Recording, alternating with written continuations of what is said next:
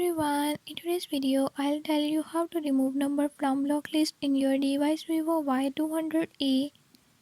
In this video I'm gonna show you how you can do it. If you don't want to miss what's coming up, hit the subscribe button or ring the notification bell.